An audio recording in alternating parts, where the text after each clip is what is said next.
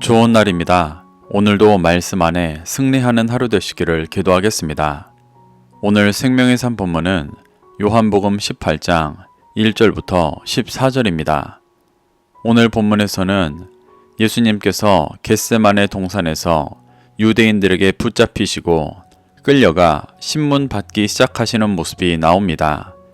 이 구절들을 통해 하나님께서 무엇을 말씀하시는지 살펴보도록 하겠습니다. 1절부터 3절입니다. 예수께서 이 말씀을 하시고 제자들과 함께 기드론 시내 건너편으로 나가시니 그곳에 동산이 있는데 제자들과 함께 들어가시니라. 그곳은 가끔 예수께서 제자들과 모이시는 곳이므로 예수를 파는 유다도 그곳을 알더라.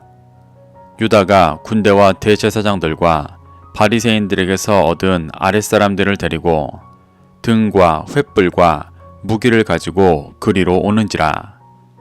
예수님은 마가 다락방에서의 가르침을 마치시고 기드론 시내 건너편에 있는 동산으로 가셨습니다.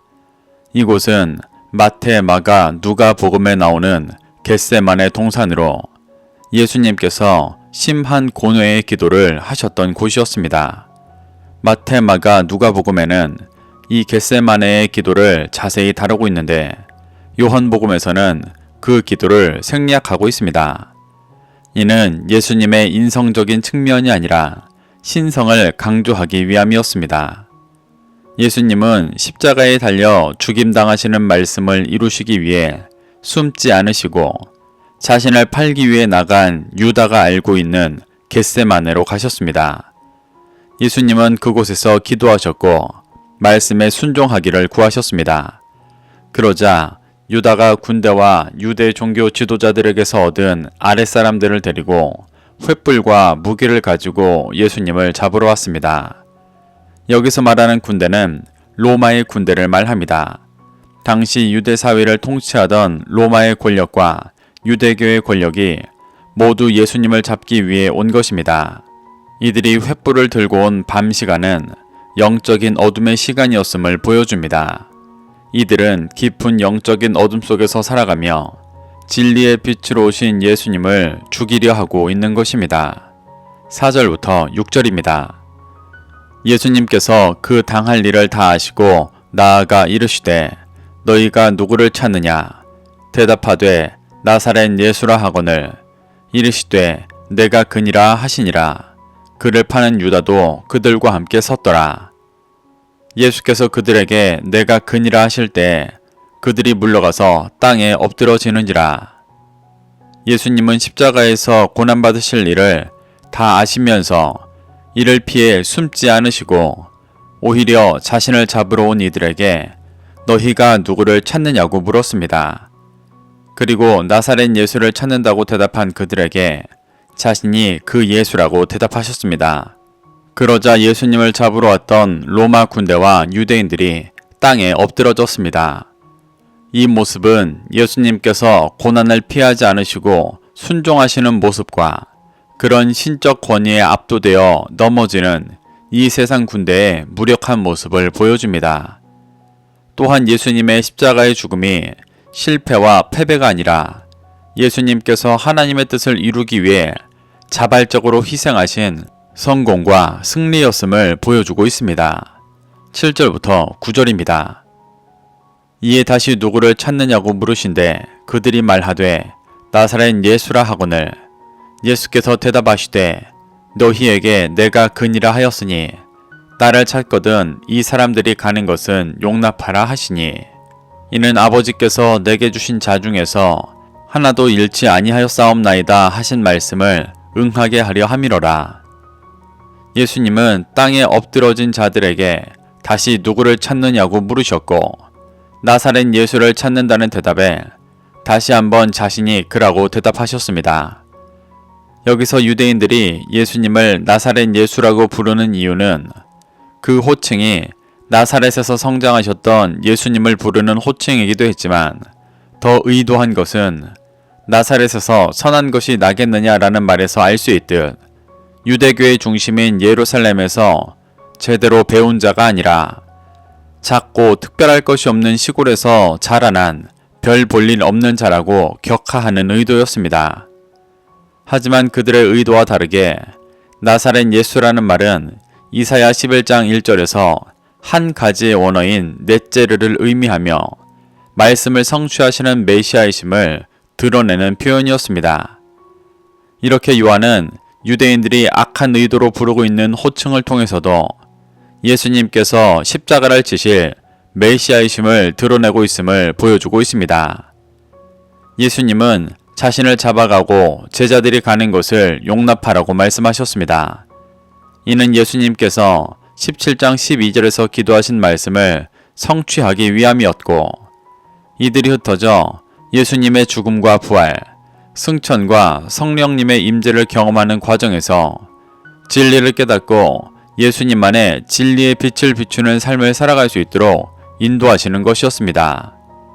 이는 인간적으로 보면 위기에 빠진 자신을 배신하는 서운한 일로 받아들일 수도 있었지만, 예수님은 철저하게 하나님의 말씀을 이루시는 일에 헌신되어 계셨기 때문에 이 과정을 통해 제자들이 진정한 믿음의 사람으로 성장하도록 인도하시는 것입니다. 10절부터 11절입니다.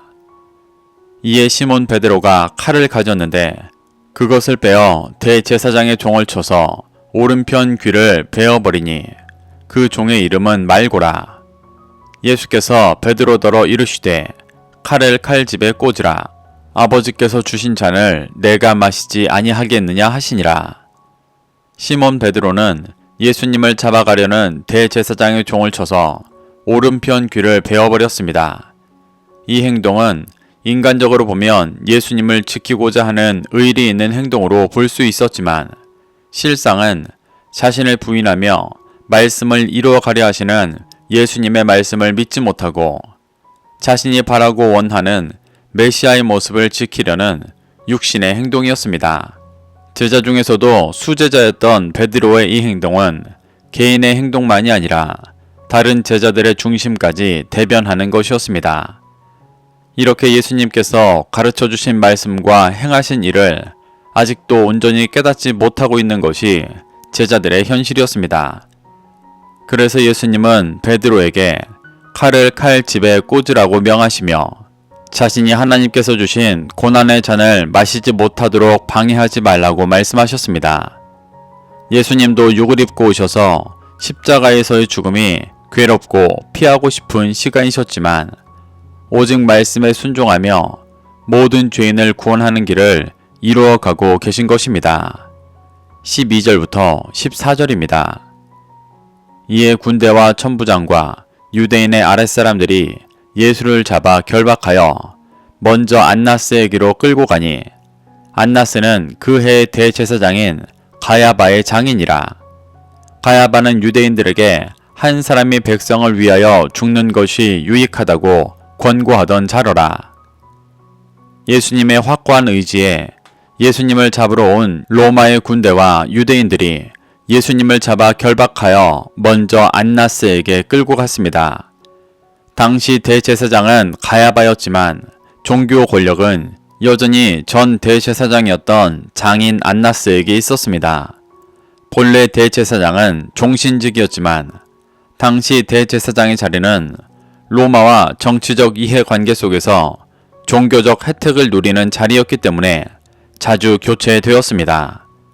이러한 모습이 당시 유대교가 모세에게 주셨던 율법과 얼마나 멀어져 있고 육신의 유익을 위해 얼마나 변질되고 타락해 있는지를 보여주고 있습니다. 그러한 종교 권력이 메시아이신 예수님을 신문하는 아이러니한 일이 벌어지고 있는 것입니다. 요한은 가야바에 대해 11장 49절에서 한 사람이 백성을 위하여 죽는 것이 유익하다고 권고하던 자라고 소개합니다.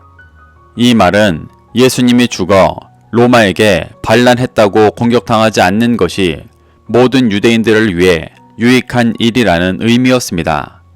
이는 엄밀히 말하면 모든 유대인들을 보호하기 위함이 아니라 자신들의 종교 권력을 유지하기 위한 것이었습니다. 이들은 세상을 구원하기 위해 오신 메시아를 자신들의 변질되어 버린 종교 권력을 지키기 위해 죽이려는 큰 죄를 범하고 있는 것입니다. 이렇게 예수님은 하나님의 말씀을 이루시기 위해 힘과 능력이 있으셨음에도 십자가에서 고난받아 인류를 구원하시기 위해 로마 군대와 유대인들에게 끌려가셨습니다. 그리고 유대인들은 철저히 자신들의 종교 권력을 지키기 위해 메시아를 죽이려 하는 대조적인 모습을 보이고 있습니다. 우리는 이러한 상황 속에서 자신의 중심을 돌아볼 수 있어야 합니다. 내가 그리스도의 제자로서 죄인을 구원하고 다시 오실 주님을 준비하기 위해 자기 십자가를 지고 진리의 길을 쫓고 있는 자인지 자신의 육신의 유익을 위해 종교 생활하고 있는 자인지 돌아봐야 합니다. 그래서 육신의 헛된 것을 쫓던 중심을 내려놓고 진리 안에 새롭게 되어 십자가의 길을 쫓게 되시기를 소망합니다. 오늘도 이 말씀을 심령에 새겨 승리하는 하루 되시기를 기도하겠습니다.